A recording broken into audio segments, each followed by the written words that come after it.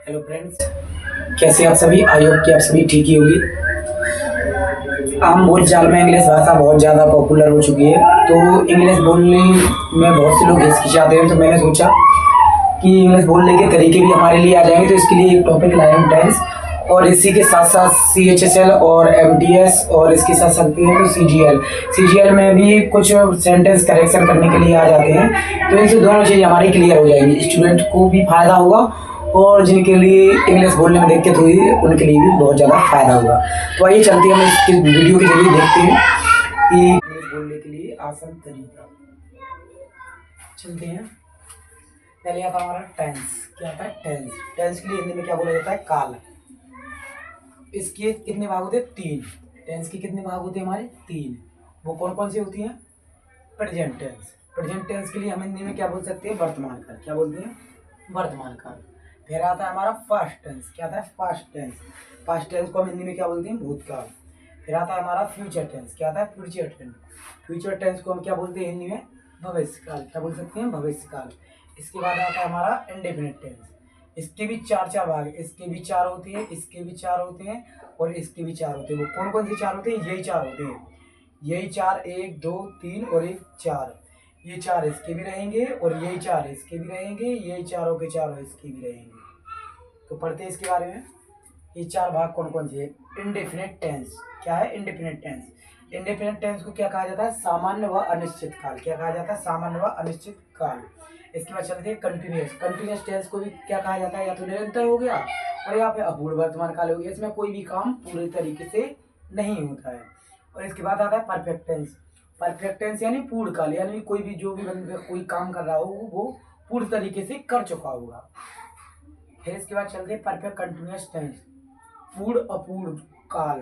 क्या है? पूर्ण अपूर्ण काल, यानी कि कोई भी कार्य पूर्ण होने वाला है लेकिन अभी हुआ नहीं है।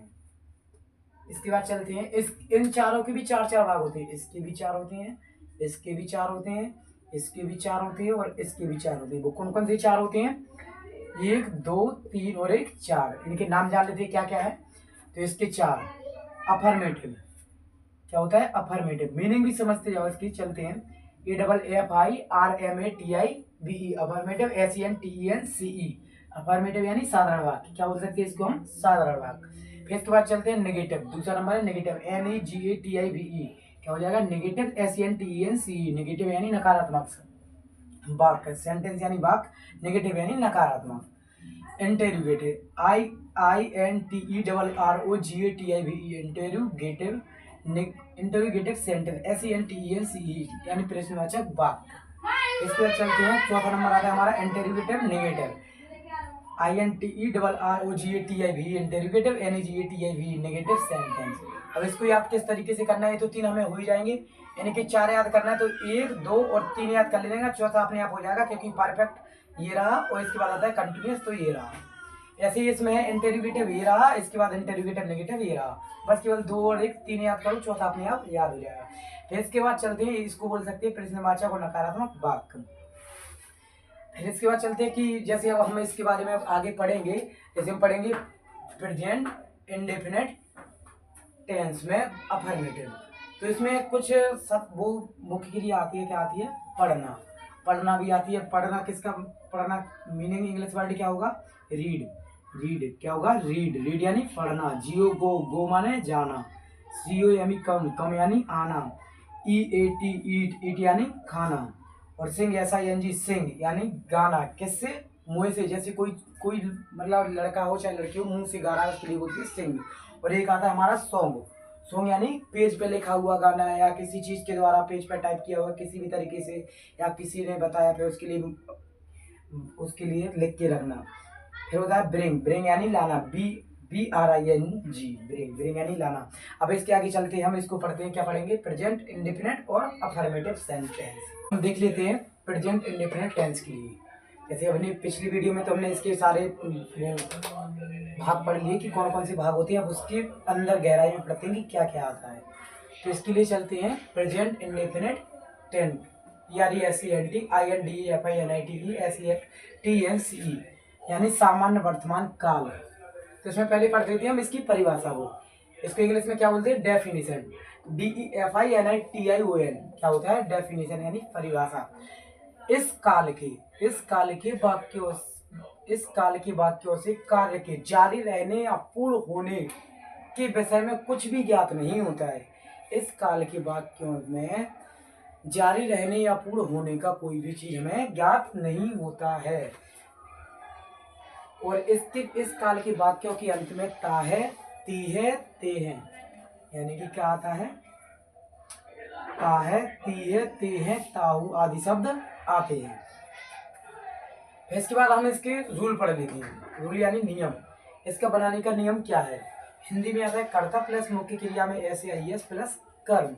और इंग्लिश में आता है सब्जेक्ट यानी कर्ता होता है SUBJECT प्लस मेन वर्ब यानी मुख्य क्रिया, मेन यानी मुख्य, और वर्ब यानी क्रिया, और इसमें SAIS प्लस ऑब्जेक्ट। लेकिन SAIS का प्रयोग कब करेंगे? तो हमने लिखा है नोट, यानी कि ये चीज हमें मुख्य पढ़ना। नोट यानी कर्ता एक वचन के साथ, क्या लिखा है? कर्ता एक वचन के साथ SAIS लगेगी, और कर्ता बहुवचन के साथ SAIS नहीं लगेगी। तो हम कर्ता एक वचन और बहुवचन तो भाई अभी तक तो हमें पता नहीं था, तो हम इसके लिए पता कर लेते हैं कि कर्ता एक वचन कौन कौन से कहलाते हैं। तो हम इसमें देख लेते हैं कि कर्ता एक वचन क्या क्या है। कर्ता एक वचन को इंग्लिश में क्या कहते हैं? Singular subject, SINGULAR, singular subject. क्या आता है? सिंगुलर सब्जेक्ट एक वचन कर्ता। एक वचन कर्ता के अंतर्गत आता है ही यानी वह किसके लिए? लड़कों के लिए। किसके लिए? लड़कों के लिए। SHEC यानी वह किसके लिए आएगा? लड़की के लिए। किसके आएगा? लड़की के लिए। फिर आएगा इट यानी भी वह, लेकिन यह इट किसके लिए आएगा? जानवरों के लिए। किसके लिए? जानवरों के लिए, या कोई और वस्तु हो सकती है उसके लिए भी आ सकता है। फिर इसके बाद चलती है, इसमें या किसी व्यक्ति का नाम भी आ सकता है सिंगुलर में, ठीक है, किसी व्यक्ति का नाम भी। फिर इसके बाद चलते हैं बहुवचन कर्ता। क्या आता है? बहुवचन कर्ता।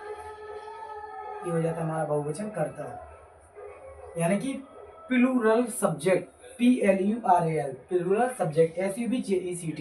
प्लूरल सब्जेक्ट में क्या आता है? बाई यू यानी तुम, और फिर आई माने मैं, THEY दे माने वे, दे यानी वे, WEV माने हम। क्या हो जाता है? हम। इसके बाद चलते हैं, एक सेंटेंस बना लेते हैं। उदाहरण के तौर पे एग्जाम्पल ही बोला जाता है उदाहरण को। तो क्या होता है? EXAMPLE example. इसमें आता है हमारा वह खाना खाता है। अब वह की मीनिंग हमें क्या पता थी? ही। क्या थी? ही यानी वह क्या है? लड़कों के लिए, और पता भी चल रहा है। अगर ती होती तो लड़की हो जाती, लेकिन इसमें तो क्या है? ता है। और ता है तो हमें पीछे देखना पड़ता है कौन सा सेंटेंस है। ता है इस चीज में कहीं नजर आ रहा है? ये वाक्य के अंत में ता है, यानी कि हमें पता चल रहा है कि कौन सा टेंस है? Present indefinite. तो हमें ये चीज तो पता चल गया प्रेजेंट इंडेफिनिट है, लेकिन अब हमें ये पता कैसे चले कि ये सिंगुलर है या प्लूरल है इसका कर्ता? तो हमने देखा कि वो है, अरे हम तो पढ़ा था कि भाई वह यानी सिंगुलर। क्या है? सिंगुलर। तो हम वह क्या? ही माने हो जाता है हमारा वह। तो यहाँ पे लिख लेंगे हम ही, ये हमारा कर्ता हो गया। फिर इसके बाद चलते हैं मुख्य क्रिया यानी कि जो मेन क्रिया है। मेन क्रिया क्या है हमारी? खाता है, यानी कि काम जारी कर रहा है वो, मतलब खा रहा है, तो खाता है हमारी मेन क्रिया होगी। तो क्या होगा हमारा खाता है के लिए? ईट। क्या हो जाएगा? ईट, EAT, ईट यानी हमने बताया था खाना। लेकिन क्या है? सिंगुलर करता है तो क्या आ जाएगा? SAIS। तो यहाँ पे आ जाएगा S। क्या आ जाएगा? S। तो हो जाएगा ईट्स। और फिर इसके बाद करते हैं ये खाना, इट्स द फूड। यहाँ पे द का प्रयोग कर देंगे, इट्स द।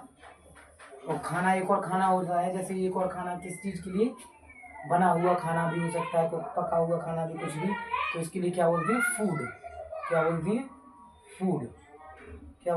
फूड। यहाँ लिख देंगे ना फूड, हो जाएगा हमारा फूड यानी खाना। तो हमारा यहाँ पे बन जाएगा फूड। तो हमें एग्जाम्पल से क्या पता चला? वह खाना खाता है, ही ईट्स द फूड। क्या हो जाएगा? He eats the food.